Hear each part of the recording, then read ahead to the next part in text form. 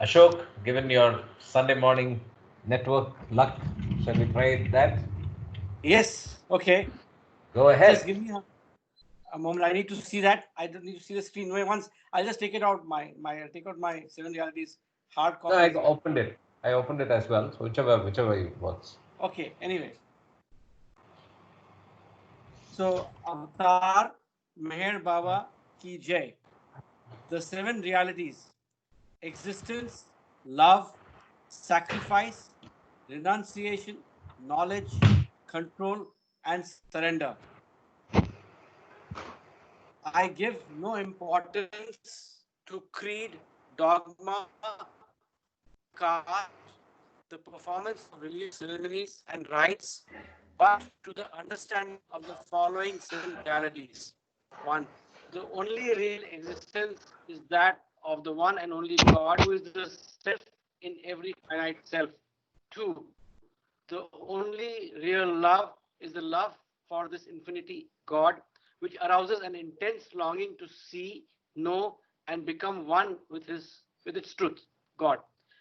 3. The only real sacrifice is that which, in pursuit of this love, all things body, mind, position, welfare, and even life itself are sacrificed. 4. The only real renunciation is that which abandons, even in the midst of worldly duties, all selfish thoughts and desires. 5. The only real knowledge is the knowledge that God is the inner dweller in good people and in so called bad, in saint and in so called sinner.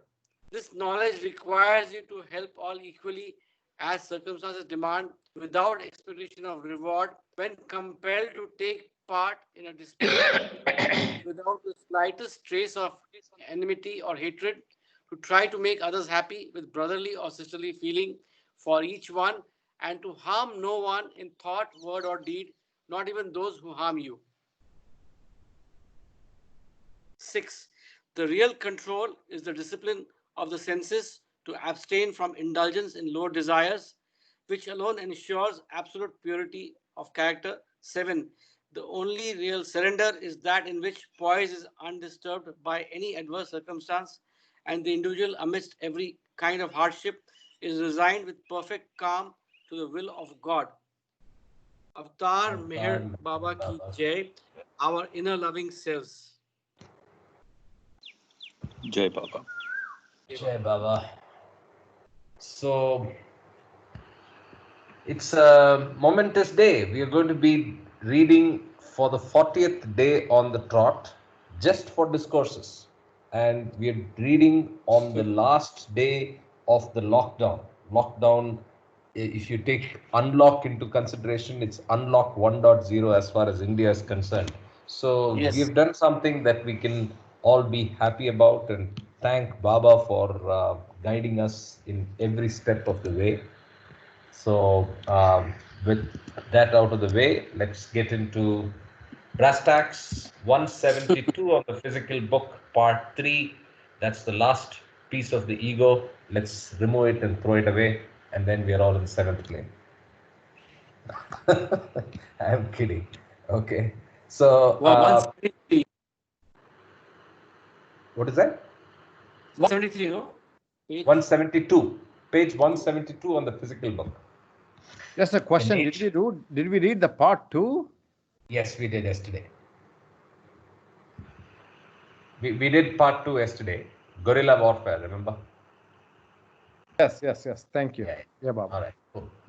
Part 3. Forms of the ego and their dissolution. Ego lives through the idea of mind. Request all of you to go on mute. The ego subsists upon mundane possessions like power, fame, wealth, ability, attainments, and accomplishments. It creates and recognizes the thine in order to feel what is distinctively mine. However, in spite of all the worldly things that it claims as mine, it constantly feels empty and incomplete. To make up for this deep restlessness in its own being, the ego seeks to fortify itself through further acquisitions. It brings the array of its entire varied possessions into relief by comparison with others who might be inferior in any one of the items stamped as mine. And it often uses these possessions for wanton and uncalled for self-display, even to the disadvantage of others. The ego is dissatisfied in spite of its mundane possessions, but instead of cultivating detachment from them, it seeks to derive satisfaction from a more intense sense of possession in contradistinction to others. The ego, as an affirmation of separateness, lives through the idea of mine. The ego wants to feel separate and unique, and it seeks self-expression either in the role of someone who is decidedly better than others or in the role of someone who is decidedly inferior. As long as there is ego, there is an implicit background of duality. And as long as there is background of duality, the mental operations of comparison and contrast cannot be effectively stilled for long. Forms of ego is the title. Therefore, even when a person seems to feel a sense of equality with another, this feeling is not securely established.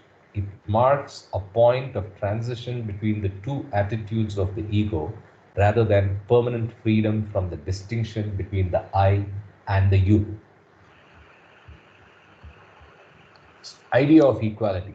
This pseudo sense of equality, where it exists, may be stated in the formula I am not in any way inferior or superior to the other.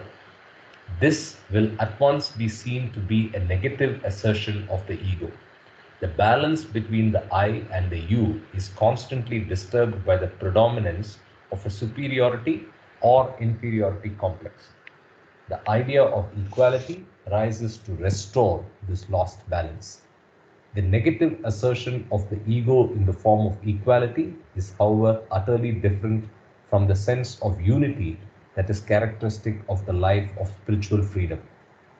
Although the sense of equality is made the basis of many social and political ideals, the real conditions of rich cooperative life are fulfilled only when the bare idea of equality is replaced by the realization of the unity of all life.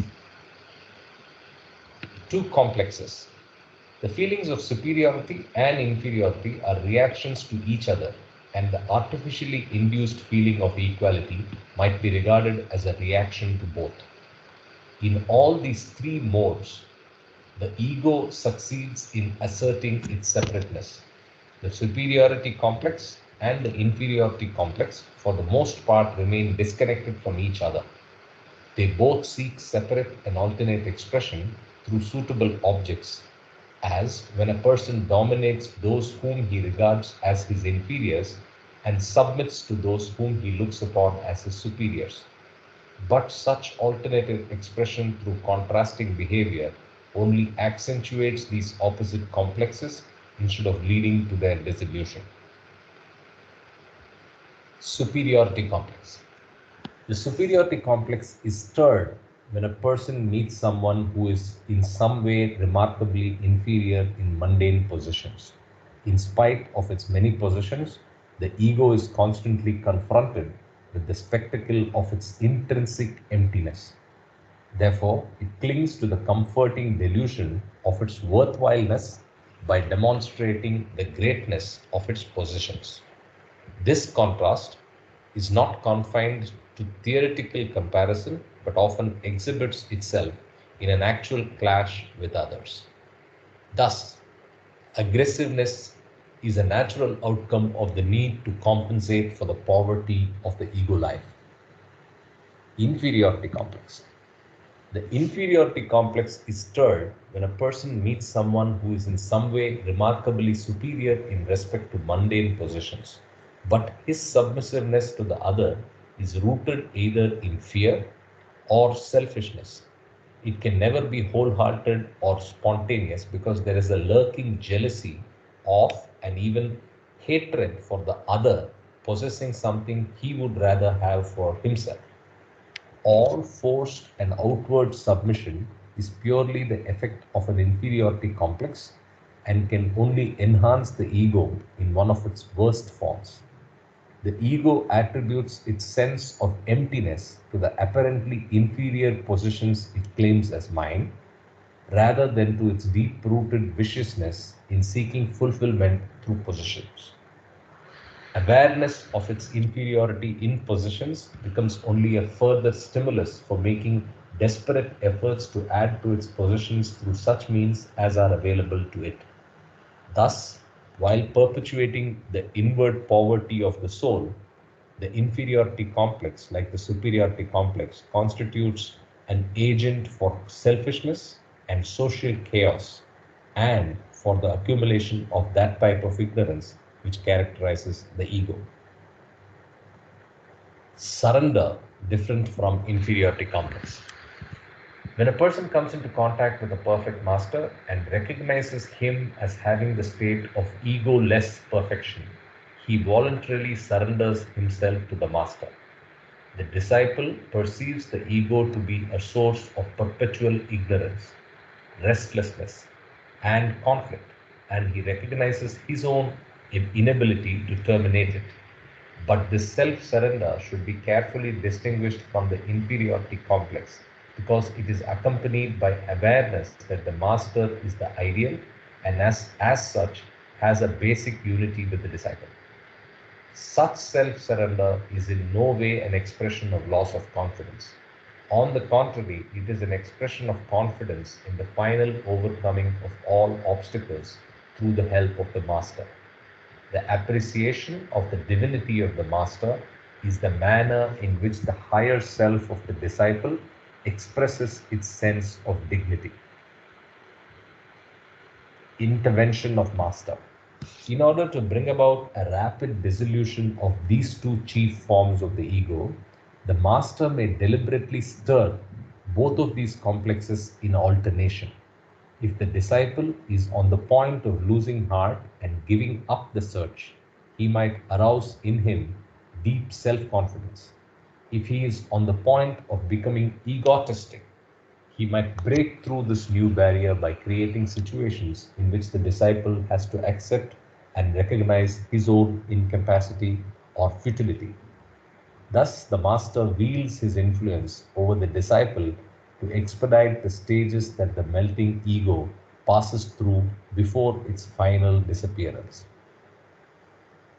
Adjustment to master results in dissolution of complexes. The superiority and inferiority complexes have to be brought into intelligent relation with each other if they are to counteract each other. This requires a situation in which both would be allowed to have their play at the same time, without requiring the repression of one in order to express the other. When the soul enters into a dynamic and vital relation with the master, the complexes concerned with the senses of inferiority and superiority are both brought into play, and they are so intelligently accommodated that they counteract each other. The disciple then feels that he is nothing in himself, but in and through the master, he is enlivened by the prospect of being everything. Thus, at one stroke, the two complexes are brought into mutual tension and tend to annihilate each other in the attempt the disciple makes to adjust himself to the master. With the dissolution of these opposite complexes, there comes a breaking down of the separative barriers of the ego in all its forms. With the breaking down of the barriers of separation, there arises divine love. With the arising of divine love, the separate feeling of I, as distinguished from you, is swallowed up in the sense of their unity. Analogy of driver. For a car to move towards its destination, a driver is necessary. However, the driver may be susceptible to strong attractions for things that he encounters on the way, and he might not only halt at intervening places for an indefinite time, but also get lost by the wayside in pursuit of things that have only temporary charm. Thus, he might keep the car moving all the time, but without coming nearer the goal, and he might even get further away from it. Something like this happens when the ego assumes control of human consciousness. The human consciousness. The ego may be compared to a driver who has a certain amount of control over a car and a certain capacity to drive it, but who is in complete darkness about its ultimate destination.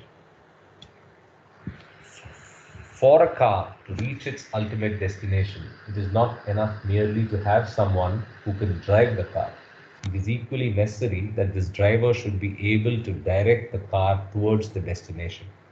As long as the movement of consciousness is under the full and exclusive domination of the ego, the spiritual advancement of the person is jeopardized by the natural tendency of the ego to strengthen the separative barriers of false imagination. So, because of ego-centered activities, consciousness remains enclosed by the walls of its own creation and moves within the limits of this Mayavic prison. If consciousness is to be emancipated from its limitations and rendered adequate to serve the original purpose for which it came into existence, it must draw its directive momentum not from the ego, but from some other principle. In other words, the driver who is ignorant of the ultimate destination must be exchanged for another driver who is free from all the allure of accidental things encountered on the way, and who centers his attention not on the rest stations or side attractions, but on the ultimate goal of non-duality. The shifting of the center of interest from unimportant things to truly important values is comparable to the transference of power from the ignorant driver to the driver who knows the destination. Concurrent with this gradual shifting of the center of interest, there is progressive dissolution of the ego and motion toward the truth. Ego attempts integration around a false idea. If the ego were nothing but a medium for the integration of human experience, it would be possible for one to get established in the final truth merely by carrying further the activity of the ego. But while playing a specific part in the progress of consciousness, the ego also represents an active principle of ignorance that prevents further spiritual development. The ego attempts the integration of experience, but it does so around the false idea of separateness. Having taken an illusion as the foundation for the construction of its edifice, it never succeeds in anything but the building of illusions one upon another. Arriving at the truth is actually hindered rather than helped by the function of the ego. The process of arriving at the truth can be fruitful only if the integration presided over by the ego is carried further without bringing in the basic ignorance of separateness. Master becomes new nucleus of integration. As long as human experience lies within the limitation of duality, integration of experience is an essential condition for a rational and significant life. But the ego as nucleus for integration has to be renounced because of its inevitable alliance with the forces of ignorance. There arises then an imperative need for a new center of integration that will steer clear of the basic ignorance of separateness and will allow free scope for the incorporation of all values formerly inaccessible to the ego center. Such a new center is provided by the Master, who expresses all that has real value and who represents the absolute truth. The shifting of interest from unimportant things to important values is facilitated by allegiance and self-surrender to the Master, who becomes the new nucleus for integration. The Master, union with Master and realization of truth. The Master, when truly understood, is a standing affirmation of the unity of all life. Allegiance to the Master therefore brings about a gradual disassociation from the ego nucleus, which affirms separateness. After this important crisis in the life of an individual, all mental activity has a new frame of reference, and its significance is to be gathered in the light of its relation to the master as the manifestation of infinite truth, not in the light of any relation to the ego center as a limited I. The person henceforth finds that all acts that flow from him are no longer initiated from the limited I, but are all inspired by the truth working through the master. He is also no longer interested in the well-being of the limited self, but is only interested in the master as representing universal and undivided life. He offers all his experiences and desires to the master, reserving neither the good nor the evil for the limited I, stripping the ego of all content. This advancing bankruptcy of the ego does not interfere with the process of integration because the function is now performed around the new center of the master as representing the truth. When the ego nucleus is completely bankrupt and devoid of any power or being, the master, as truth, is firmly established in consciousness as its guiding genius and animating principle. This constitutes both the attainment of union with the master and the realization of the infinite truth. Knowledge of true self. As the ego gradually adjusts itself to the spiritual requirements of life through the cultivation of humanity, selflessness, and love, wholehearted surrender and offering oneself to the master as truth, it suffers a drastic curtailment. It not only offers less and less resistance to spiritual unfoldment, but also undergoes a radical transformation. This eventually turns out to be so great that in the end, the ego, as an affirmation of separateness, completely disappears and is substituted by the truth, which knows no separateness. The intermediate steps of slimming down the ego and softening its nature are comparable to the trimming and pruning of the branches of a wild and mighty tree, while the final step of annihilation of the ego amounts to the complete uprooting of this tree. When the ego disappears entirely, there arises knowledge of the true self. Thus, the long journey of the soul consists in developing from animal consciousness, the explicit self-consciousness as a limited I, then in transcending the state of the limited I of human consciousness through the medium of the master. At this stage, the soul is initiated into the consciousness of the supreme and real self as an everlasting and infinite I am, in which there is no separateness and which includes all existence. Dramatic chapter. So it shows you how what to do with the ego and where it finally meets its match, right? So opening up for discussion and questions.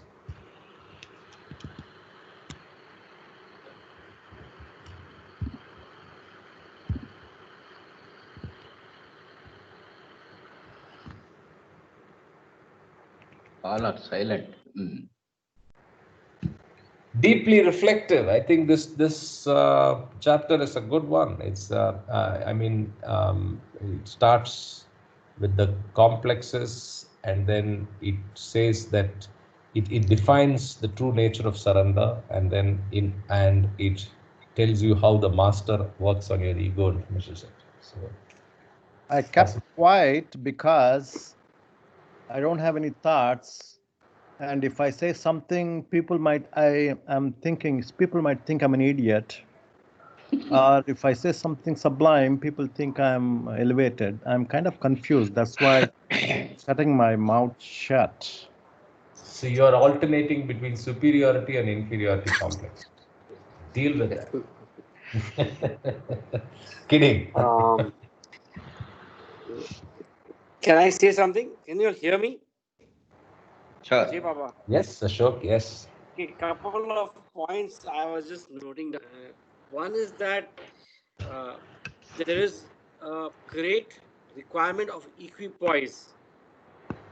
That is a balance between inferiority and superiority, or the balance between materialism and spiritualism, so that we can become equipoised to create the conditions favorable for merging with the perfect master.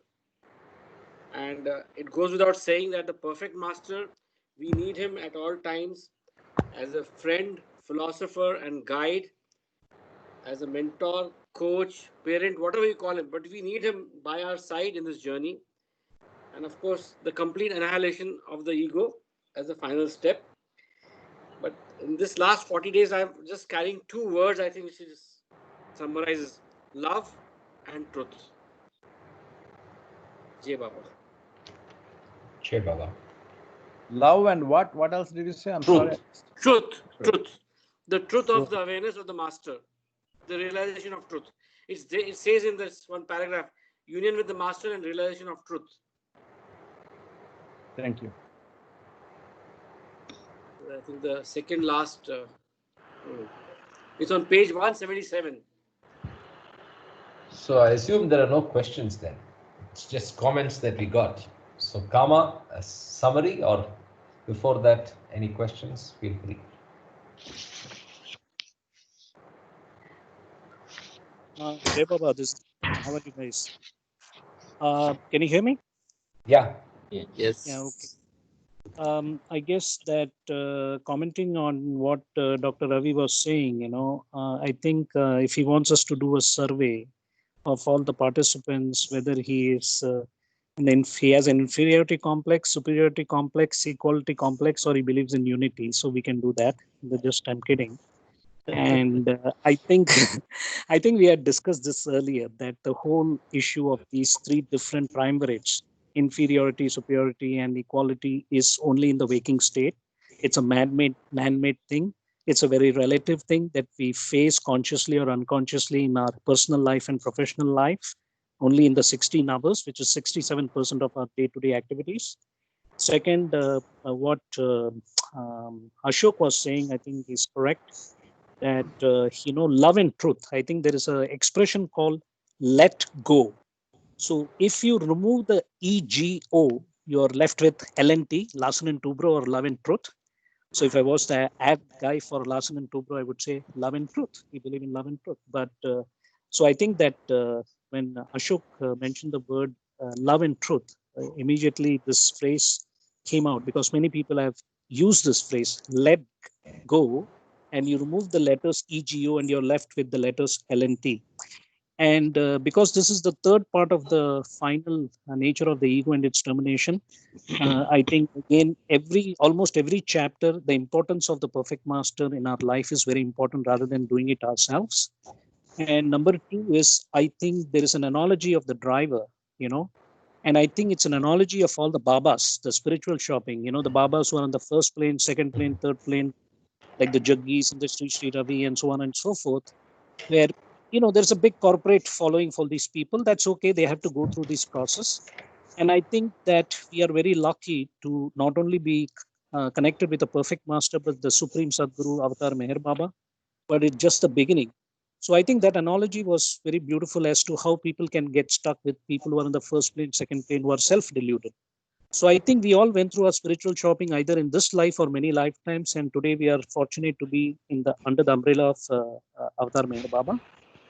And I think the last paragraph was trimming of the tree is similar to trimming and pruning of the sanskaras, the gross sanskaras, subtle sanskaras, and mental sanskaras, so that in the end we have Manonash. So the whole process of reading broad speaks and discourses is Manonash, Fana, that elimination of the annihilation of the mind. So Jai Baba, and I just wanted to, I think I'll wait till Karthik reads the final chapter, God as Infinite Love.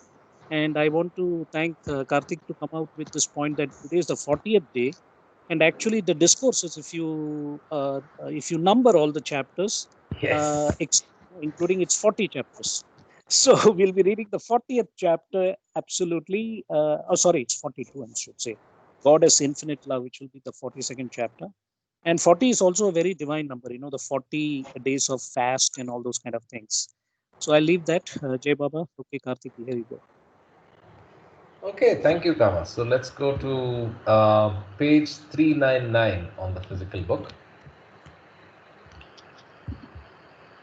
I will not tell you the number on the soft copy. 399, God as infinite love. Essence of God is love. Those who try to, request all of you to go back on mute, those who try to understand God through the intellect alone arrive at some cold and dry concept that misses the very essence of the nature of God. It is true that God is infinite knowledge, infinite existence, infinite power, and infinite bliss. But God is not understood in his essence until he is also understood as infinite love. In the beyond state from which the entire universe springs and into which it ultimately merges, God is eternally infinite love. It is only when God's love is viewed in the limited context of forms which arise in the interim period between the appearance of the illusory universe of the duality and its merging, that its infinity seems to have been impaired. So I'll read without the bracket. It is only when God's love is viewed in the limited context of forms that its infinity seems to have been impaired. And that impairing is because of the illusory universe. Phases of manifest love. When God's love experiences itself in and through the manifested forms of the universe, it goes through the following phases. Experiencing itself as extremely limited, experiencing itself as becoming less and less limited and becoming more and more like infinite love, and experiencing itself to be what it really is, infinite in essence and existence. The experience of limitation in love arises due to the ignorance caused by samskaras, which are the byproducts of the evolution of consciousness. And the process of love becoming infinite is characterized by the shedding of these limited samskaras. As love, latent in the universe, goes through the early, almost unconscious stages of the various kingdoms, it gradually makes its appearance as lust in the animal kingdom. Its appearance in human consciousness is initially also in the form of lust. Lust is the most limited form of love in human consciousness. The section is called Love is Lust. In spite of the clear reference lust has to other persons, it is indistinguishable from undiluted selfishness, because all the objects lust clings to are desired for the sake of and from the viewpoint of the limited and separate self. At the same time, it is a form of love because it has in it some kind of appreciation for others, though this appreciation is completely vitiated by a thick ignorance about the true self. Love in the gross sphere. When human consciousness is completely caught up in the duality of the gross sphere of existence, love cannot express itself as anything other than lust of some type. One may like curry because it tickles one palate. There are no higher considerations, so it is a form of lust. It is only a craving for the sensations of taste. Mind also has cravings for the bodily sensations of sight, smell, sound, and touch, and it nourishes its crude ego life through the excitement derived from these sensations. Lust of every type is an entanglement with gross forms, independent of the spirit behind them. It is an expression of mere attachment to sensual objects. Since in all forms of lust the heart remains unfed and unexpressed, it becomes a perpetual vacuum and is in a state of unending suffering and non fulfillment. Love that expresses itself as undiluted or 100% lust is in a state of extreme limitation because it is helplessly caught up in ceaseless craving. When the heart is in the clutches of lust, the spirit remains, as it were, in a state of delusion or stupor. Its functioning is severely curtailed and perverted by the limiting ignorance it is subject to.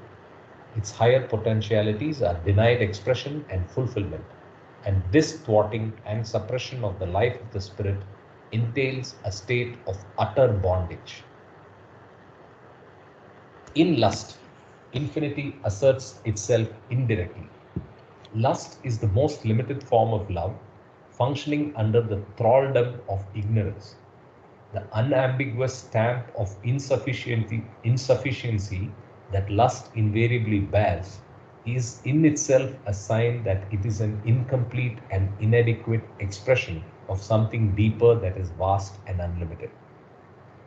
Through the manifold and unending sufferings that are attendant upon undiluted lust and the continued experience of the frustration it brings, the spirit is ceaselessly registering its unyielding protest against the utter superficiality of a life of unqualified lust.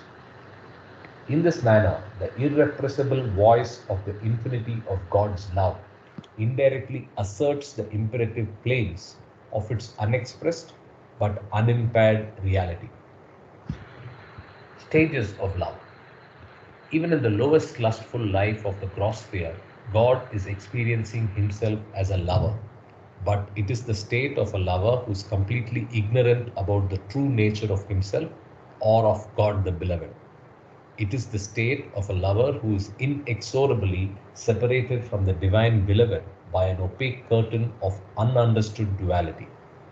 It is nevertheless the beginning of a long process by which the lover breaks through the enveloping curtain of ignorance and comes into his own truth as unbounded and unhampered love. But in order to get initiated into infinite love, the lover has to go through two other stages that are characteristic of the subtle and mental spheres. Love in the subtle sphere. The lover in the subtle sphere is not free from lust, but the lust he experiences is not undiluted as in the gross sphere. The intensity of lust in the subtle sphere is about half that in the gross sphere. Besides, there is no gross expression of lust as in the gross sphere. The lover in the gross sphere is inextricably entangled with gross objects, hence lust finds gross expression. However, the lover in the subtle sphere has gotten free from attachment to gross objects. Hence, in this case, lust remains unexpressed in its gross form. This lust has subtle expressions, but it cannot have gross expressions. Moreover, since about half of the original lust of the gross sphere gets sublimated in the subtle sphere, the lover in the subtle sphere experiences love not as undiluted lust, but in a higher form, as longing to be united with the beloved. Love as longing. In the gross sphere, then, love expresses itself as lust. In the subtle sphere, it expresses itself as longing. Lust is a craving for sensation and as such is completely selfish in motive. It has utter disregard for the well-being of the worldly beloved. In longing, there is less selfishness, and though it continues to be possessive in a way, the object of love is recognized as having infinite worth and importance. Longing is a less limited form of love than lust. In longing, the curtain of duality has become more transparent and less obstructive, since the lover now consciously seeks to overcome duality between the lover and the beloved by yearning for his presence. In lust, the emphasis is solely on the limited self, and the worldly beloved is completely subsidiary to the gross needs of the self. In longing, the emphasis is equally distributed on the self and on the divine beloved, and the lover realizes that he exists for the beloved just in the same way as the beloved exists for him. Love in the mental sphere. The lover in the mental sphere has an even higher and freer expression of love. In this case, though lust has not completely disappeared, it's mostly sublimated. Only about 1/4 of the original lust of the gross sphere remains, but it remains in a latent form without any expression. In the mental sphere, lust does not have even subtle expression. The lover in the mental sphere is detached from subtle objects, and he is free from possessive longing for the object of love, which is characteristic of the lover in the subtle sphere. Love as resignation. In the mental sphere, love expresses itself as complete resignation to the will of God, the beloved. All selfish desire, including longing for the presence of the beloved, has disappeared, as now the emphasis is solely on the worth and will of the beloved to be united with him. Worth and will of the beloved and to be united with him. Selfishness is utterly wiped out, and there is a far more abundant release of love in its pure form. However, even in the mental sphere, love has not become infinite, since there is still present the thin curtain of duality that separates the lover from the beloved. Love is no longer in the clutches of selfishness, but it is still short of being infinite, because it is experienced through the medium of the finite mind, just as in the lower spheres it is experienced through the medium of the lower bodies. Divine love is infinite. Love becomes consciously infinite in being as well as in expression when the individual mind is transcended. Such love is rightly called divine because it is characteristic of the God state in which all duality is finally overcome. In divine love, lust has completely disappeared. It does not exist even in the latent form. Divine love is unlimited in essence and expression because it is experienced by the soul through the soul itself. In the gross, subtle, and mental spheres, the lover is conscious of being separated from God, the beloved, but when all these spheres are transcended, the lover is conscious of his unity with the beloved. The lover loses himself in the being of the beloved and knows that he is one with the beloved. Divine love is entirely free from the thraldom of desires or the limiting self. In this state of infinity, the lover has no being apart from the beloved. He is the beloved himself. Divine romance. One thus has God as infinite love, first limiting himself in the forms of creation and then recovering his infinity through the different stages of creation. All the stages of God's experience of being a finite lover ultimately culminate in his experiencing himself as the sole beloved. The sojourn of the soul is a thrilling divine romance in which the lover, who in the beginning is conscious of nothing but emptiness, frustration, superficiality, and the gnawing chains of bondage, gradually attains an increasingly fuller and freer expression of love. And ultimately, the lover disappears and merges in the divine beloved to realize the unity of the lover and the beloved in the supreme and eternal fact of God as infinite love. Avatar Meher Baba Ki Jai. So, Avtar Meher Baba Ki Jai. Completed. yes. Jai Baba.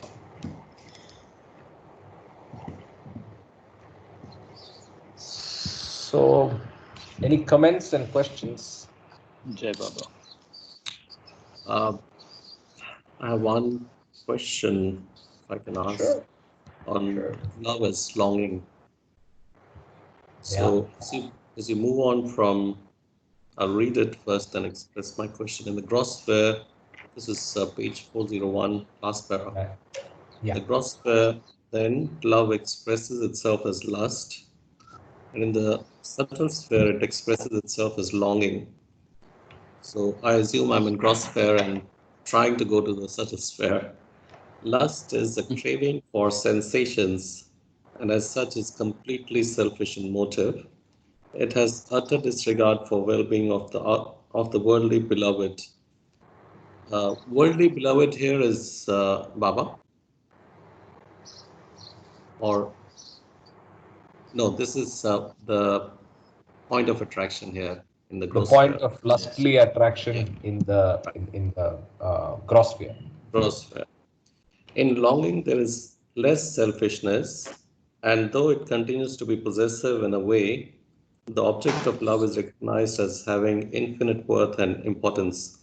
So when you're in a subtle sphere, I guess your attention shifts 50-50 to between lust and longing. Longing is towards the perfect master, I assume, and lust is for the gross objects.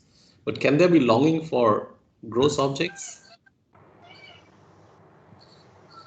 I'm not sure if that's a good summary. I didn't get the fact that it is 50% love and 50% lust. I thought it was the 50% of intensity, longing, the sense. Because in the subtle sphere, there's no lust for gross objects. Right. So there's no This is lust. my, yeah, that's my So understanding. my question is how to distinguish between lust and longing. And what I understood is longing is a pointed attention towards the beloved or perfect master. And lust, I'm not sure. Okay, let's Kama summarize. I'm confused a bit. No, I think the whole thing is between the beloved and the Rapso. Nothing else is involved here. See, longing is something you want to love for Baba. You're longing to have his company. You're longing to read whatever he says. That is the longing. Lust is a gratification of your own desire, his own. The lust comes from the animal sanskaras that's been carried on. Some time ago, we had a discussion. Does the sanskaras carry from animal to the? Yes, it carries for a long time. The lust is nothing but a fundamental sanskaras that we carry from the animal side. Unless we practice on that, it's very hard to get out of that. If it was so digital, it was easy to understand. But let me read further. In longing, there is less selfishness. That means there is selfishness in longing as well. Although it continues to be possessive in a way, the object of love is recognized as having infinite worth and importance. Longing is a less limited form of love than lust. So it's less limited. In longing, the curtain of duality has become more transparent. It's not completely clear yet, and less obstructive. Since the lover now consciously seeks to overcome, he's trying to overcome duality, but duality is still there. Between the lover and beloved. By yearning as I understand, longing is a higher form of love. In lust, there is a need of the senses, the touch and the feel and the smell and being the physical proximity. But the longing transcends that. If you can relate it to the love of Majnu for Laila, that had transcended to the level of longing, and probably it also went to level of divinity. Jai Baba. That's what I think. Another point I want to say is, how do you develop longing for unification of the union, unless you have some fundamental experience of longing? So you have to have some other longing experience before, then only you can be perfect in longing. You have to have longing for the union. So that's the take on that. Jai Baba. Am I clear on that, or? So, Jai Baba, can I say something? And can you all hear me? Yeah. So let Ravi finish his question, or at least somebody answer. Then we'll get to the next one. So, yeah. Anything we. So are you saying do you need a dry run for longing? Is that what? Exactly. You need to have experience of longing. You cannot just suddenly become expert in longing for beloved Baba. You have to have experience before to be an expert in longing. I think it's more binary than that, in the sense that you flip over to longing through through divine desperation, right? The desperateness for seeking, right, is what I would think. Because if you get the longing in some way, it's already a superior form of love, so of lust, and hence you're already there, right? So that's my take. See, Kama? if you have a desire for something, the longing comes along with the desire until you accomplish that. So you need to That is have not some. the reference to the meaning of longing in the subtle sphere. So the longing can be what you're saying. You yearn for the fulfillment of a desire, right? So you keep at it, and that's not longing. As Baba's putting it in this para is my feeling. Longing and lust, he's talking about longing and lust. He's comparing longing and lust. True, but it is specifically in the subtle sphere, right? So, anyway, that's my personal take on it, right? So, anybody else, and then we'll go to Ashok's question. Any other reactions to what Doc is asking? Okay. It's not clear. Okay, Kama. You still walking in the village? No, I become still now. I'm not dynamic or kinetic. I'm on static Okay. friction. Yeah. I think Ashok had something to say. I thought, Ashok, did Okay. you have something to say? Yeah, can you all hear me? Yes. Yes. Okay. What I sort of infer is that this whole path of lust and longing is qualitative. As Sunil said, it's not something digital or can be counted, or it's not quantitative. So basically, it's a process of refinement. I mean, and then as you go up the journey, so each his own, but ultimately you have to probably just reach Manonash, or there's no desire, nothing left. Then only you can reach the apex, or let's say the union with Paramatma. That's what I have understood. This is my limited understanding.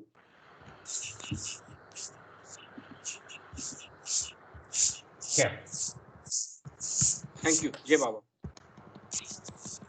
Okay. Anybody else want to comment? This is Kama. Okay. So what I can tell you is, like, this is an extension of the chapter love.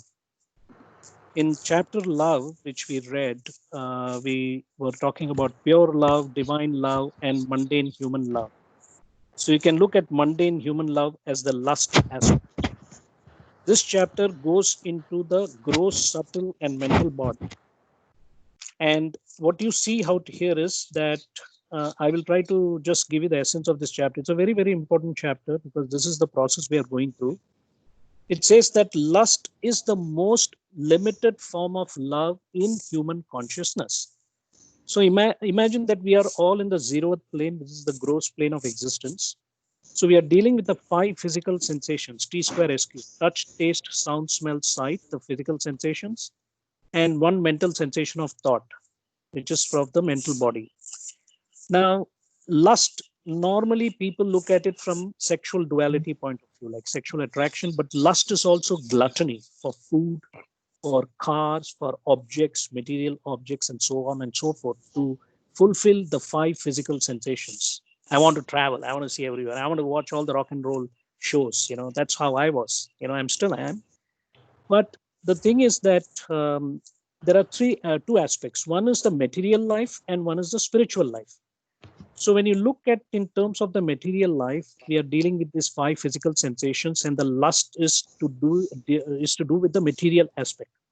The analogy I can use here for lust, longing, and surrender. Lust is of the gross body. Longing is during the subtle sphere, and surrender is in the mental sphere, like the 5th and 6th plane. The analogy I can use is when we are teenagers, like the 84-year thing, 21, 42, 63, 84, and then 7, 14, 21, 28, and so on. When you're 14, your hormones are going crazy. And today, both the male and females have the opportunity to date. So it's all about lust. I'm going to sleep with as many women as possible or whatever, like boys or girls. And you're going through this complete lust, which is what it says, that in spite of the clear reference lust as to other persons, it is undistinguishable from undiluted selfishness, because all the objects lust clings to are desired for the sake of and from the viewpoint of the limited and separate self. So now what happens after you date many people, then you say, I got to settle down now. I got to find the right partner. So what we do is we do a due diligence, and you go through the CV and all that stuff, and then you find compatible partners. And here it is longing, possessive longing for the worldly beloved. So you want to have a compatible partner. So what you do is you meet somebody and you say, okay, we are compatible, 50-50, So this is where the longing comes, where it says that basically in lust, the emphasis is solely on the limited self, and the worldly beloved is completely subsidiary to the gross needs of the self. In longing, the emphasis is equally distributed on the self and on the divine beloved. So what happens is, I think once you cross from gross sanskaras to subtle sanskaras, that's when the spiritual journey starts from the first plane. And that's where you have the opportunity to be connected to the divine beloved, which can be a perfect master or an avatar. But what we are doing now is we are kind of doing the 50-50 thing. 50% worldly beloved, I got a wife and husband, I got to do my job, I got duties and responsibilities. So let me fulfill my material stuff and also parallelly focus on the spiritual side. That is your divine beloved. Because the worldly beloved is only for this particular lifetime. Now, after that, when we have fulfilled everything, the third part comes when you're going into the mental sphere of existence, which is the fifth and sixth plane. What happens is here, even the longing is gone. Here it says the lover in the mental sphere is detached from subtle objects and is free from possessive longing for the object of love, which is characteristic of the lover in the subtle sphere. Desire for union for the beloved, longing for union for the beloved is a good desire. It should be the only real desire. But actually, if you want to go above it, you should not even have that desire. Baba says, forget it. I'm there, right? So don't have any desire, just surrender. So what happens in the mental sphere is, basically in the mental sphere, love expresses itself as complete resignation to the will of God, the beloved. I think this is where we are all trying to, reach this state. First is trying to find the divine beloved by spiritual shopping. And then what happens is you are going through, once you find the divine beloved, then you go from lust to longing to surrender, which is up to the sixth plane. And then by the grace of the perfect master, then he takes us from the sixth to the seventh plane. So this is what I gather from this particular chapter, that love comes in three different forms. Lust in the gross sphere of existence, zeroth plane. Then we transcend to the first, second, and third plane, which is longing. Fourth is threshold. Fifth and sixth is surrender. So this is the process. Now, also the last paragraph where it talks about the subtitle Divine Romance. This is the pure Bhakti Yoga. I've been emphasizing on that. We are all doing a permutation combination of Jnana Yoga, Bhakti Yoga, and Karma Yoga. And the most important thing that I learned today from this reading, which I was thinking, was that I talked about Satchitananda, infinite knowledge, infinite power, infinite bliss. I said, what has love got to do with it? But here, the first line or second line beautifully says, those who try to understand God through the intellect alone, which is myself, arrive at some cold and dry concept that misses the very essence of the nature of God. So it is true that God is Satchitananda and infinite bliss, but God is not understood in his essence until he is also understood as infinite love. So in a way, I'm kind of stuck in that fifth plane, what you call as the thinking mind. One has to go to the feeling aspect. I'm not saying I'm going to explain, but just as an analogy. So I'm kind of stuck in my intellect. I'm asking, what the hell is love? So again, that has to do with, having this gift of pure love. So this is the essence of the chapter. And I think that coming back to, I probably answered Sudhir's queries, I believe. He can always ask me later. Yes, And yes, I think that, Mr. Nigam talked, probably it was a semantic thing. He said longing is a higher form of lust, but actually it's a higher form of love. It's probably just a semantic mistake, I believe. And then apart from that, Doc Mama, he's single, he's probably celibate, he's having a good time, so he doesn't have a worldly beloved like normal people who are married. So he's got the divine beloved, so he can hang out. His scene is very clear. He's just waiting for that. So, so it's I very have clear. a few queries. Come on. I have a few queries. Very. Can Okay, you so give me can you give me examples of Hmm. what is lust to the beloved? What is belonging to the beloved? okay, lust and longing to the beloved. Now you have to be very clear. Are you talking about the worldly beloved or the divine beloved? The divine beloved. Divine beloved. Okay, so the Lust. divine beloved. See, I think that there is nothing wrong. Lust, longing, surrender, all these happen during the waking state. After all, we are in a divine dream. Okay. If you look at a top-down approach, all these are just semantics. We are trying to see how we can play the ball game. It's like Baba is our life coach, football coach, saying like today, hey, today you got to play this game like this. We are playing Manchester United or Chelsea or whatever, or playing New Zealand or whatever, Australian cricket. So I think that lust basically is a process when one has to go through it. Like once we transition from the animal kingdom to becoming Jivatma as a human kingdom, we have to experience, as Ravi said, we have to experience all that lust that we have gathered in the animal kingdom in the human form. Okay. It's just like when you're dating, when you're 18 to 14 to 21, it's all about lust. And then suddenly you No, say no, like, hey, I have, come on. that's That's longing. not the question. You are Huh. relating it to the world and yourself. That is different. But in It's the same. relation, say, no, no, no. Hmm. When I relate my love to the beloved, it gradually progresses from lust to belonging, then to surrender. So, what is the example of my lust towards my beloved? What is the example of my belonging to the beloved? Okay. I'll tell Karma, you. karma. Yeah. Can you give me permission? Oh, please, anytime. Go ahead. हाँ कुछ No, बोलूं? go ahead, please. Bolo, yeah. Okay.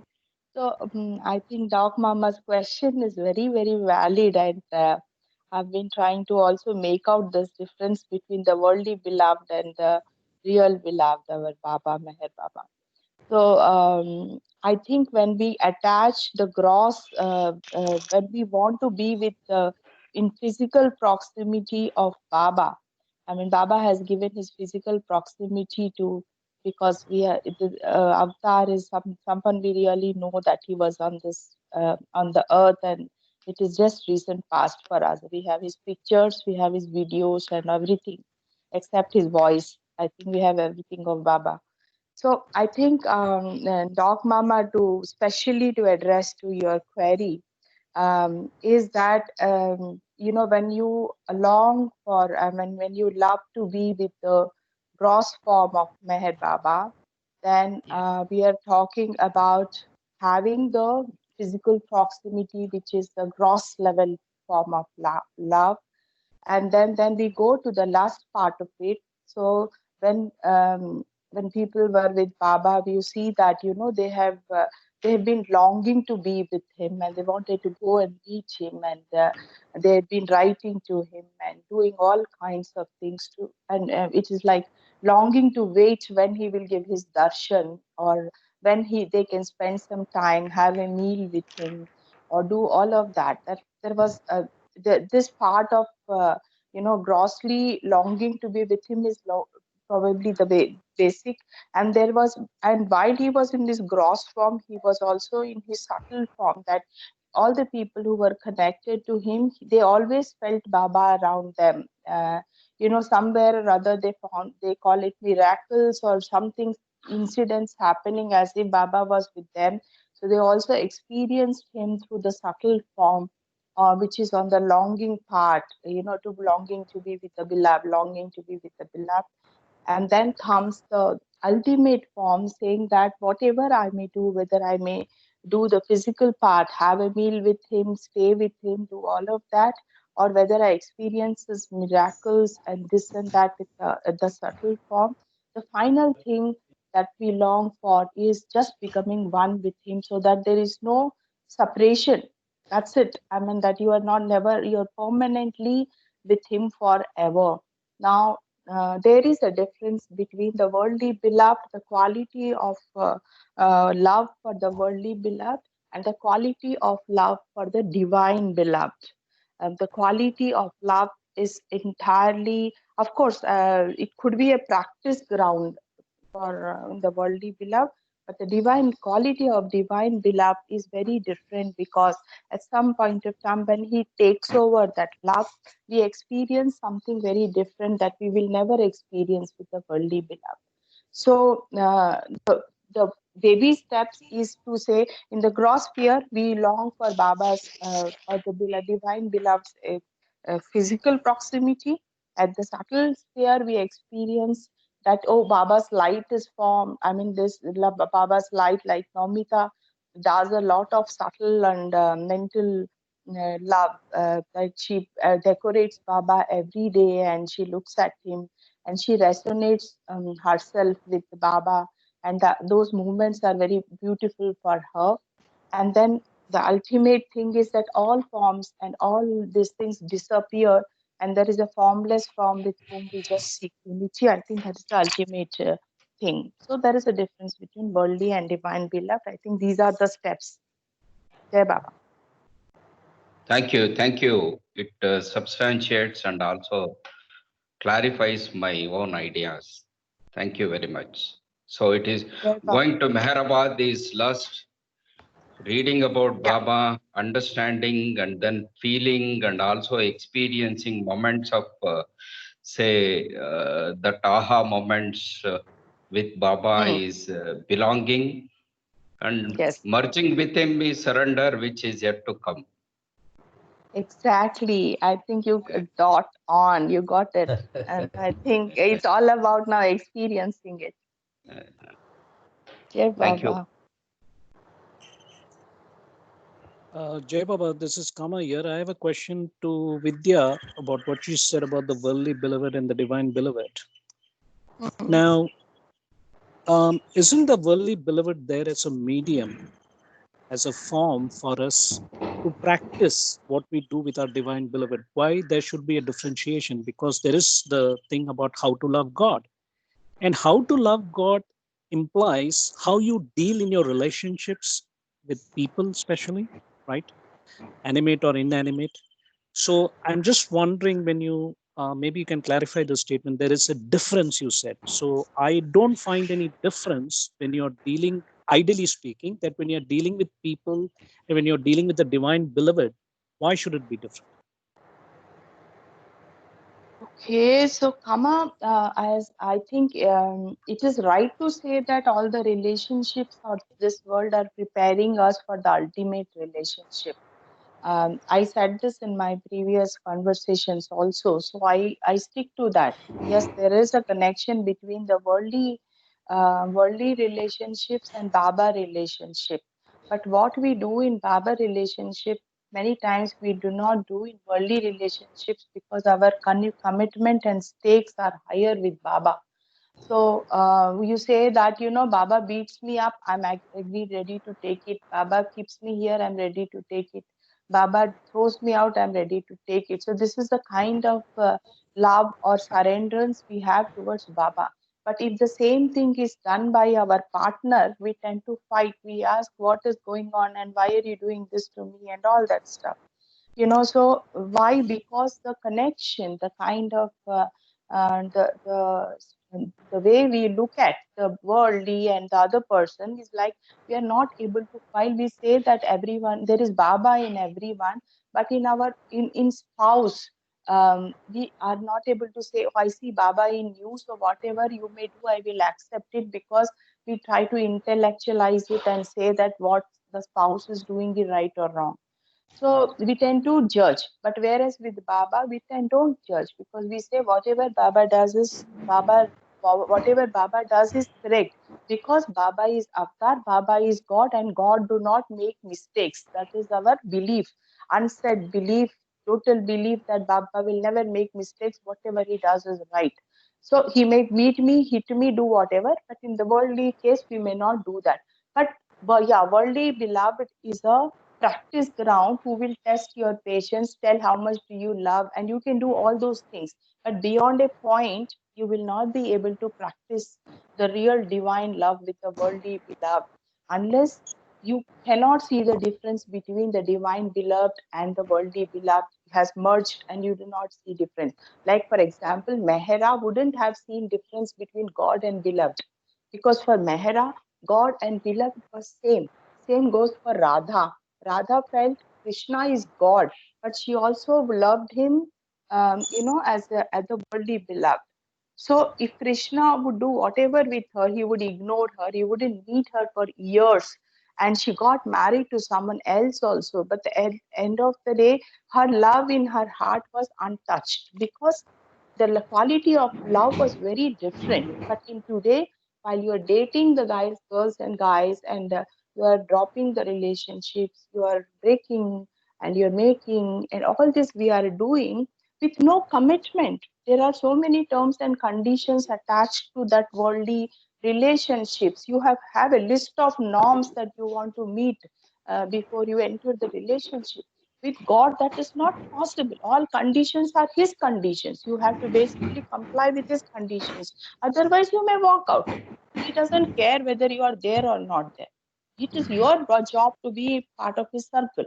You're longing to be part of His circle. He doesn't care, isn't it? So that is the difference. So yeah, the worldly relationship can prepare you. It can set grounds, because when you love someone, it at least your heart is getting opened. But if you don't love anyone, I'm sure Doc Mama would be loving someone though he's not married. You can't totally so marriage is not a condition for love, right? One who doesn't is not married can also love. So love and marriage are separate. Worldly relationships can prepare, but divine love, the quality of divine life is very different. The longing to be united with Baba is the feeling that once you get, all other feelings just drop. I sometimes feel that what I say, the group is feeling that I'm saying something with a higher, something that I feel sometimes there's a lot of disconnection between what I say because I'm not getting it or they don't say anything.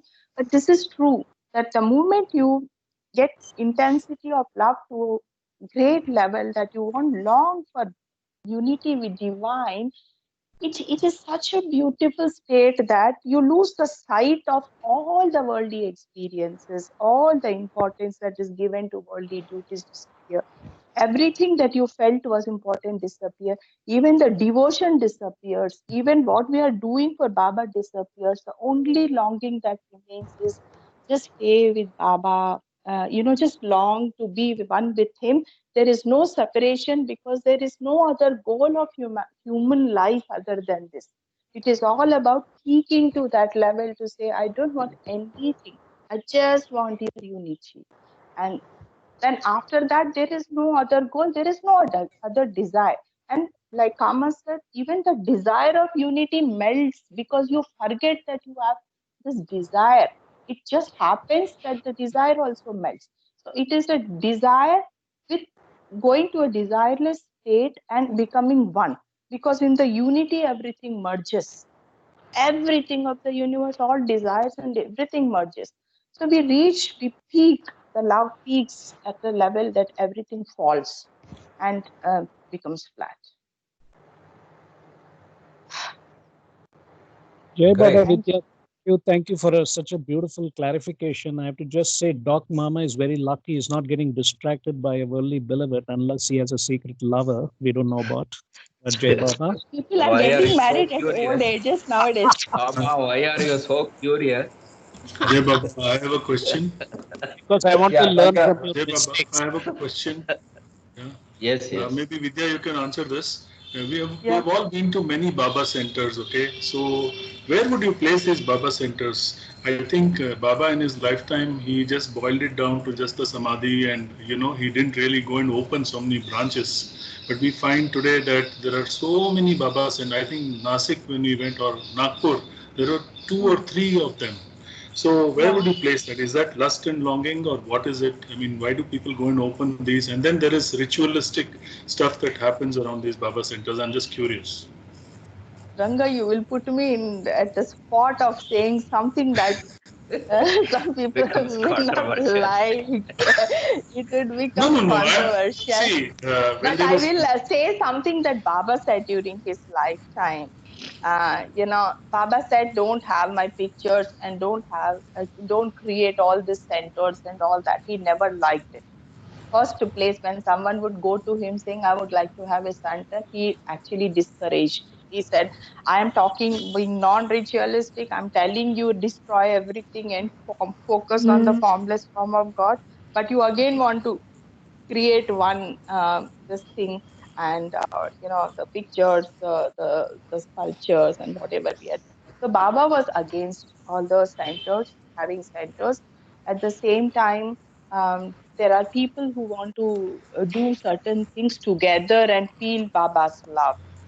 And we have so the love part of it is beautiful, but when we create it like discipline and do something like, oh, at the same time we do the same thing, and then it becomes ritualistic of focusing on prasad and some bhajan gan, singers want to demonstrate their this thing, and someone is trying to do this, someone is, so where is Baba's love and where is Baba's objective is a questionable thing.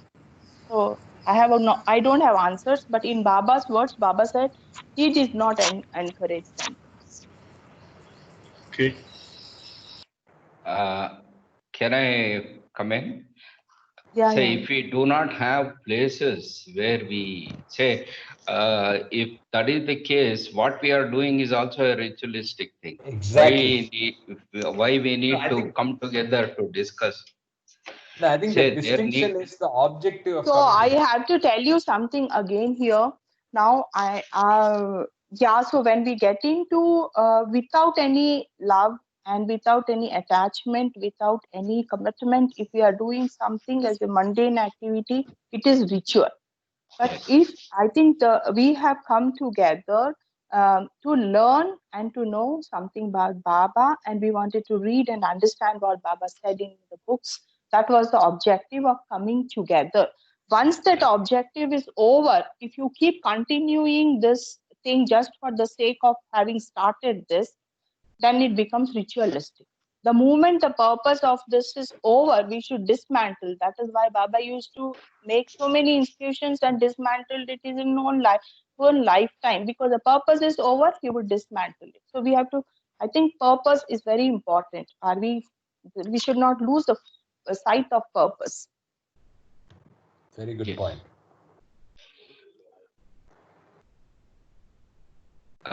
I think it's an automatic development. Rituals get attached. Say, when we have a higher goal, we come together. But in the process, some rituals or some dirt also gets attached. We need to keep washing that now and then, but Yeah. keep at the goal. Right. Well said.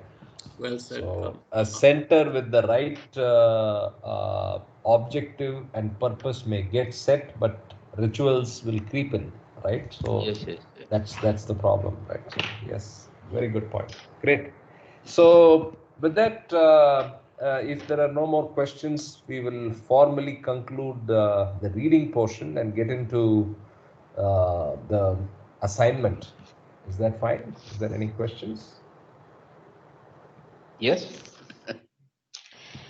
Namita is artistically nodding her head. What does that mean now? She's silent today. Yeah. Oh, okay. Yes. Good. Jai Baba. Those who are not done the homework are nodding. Cleverly silent.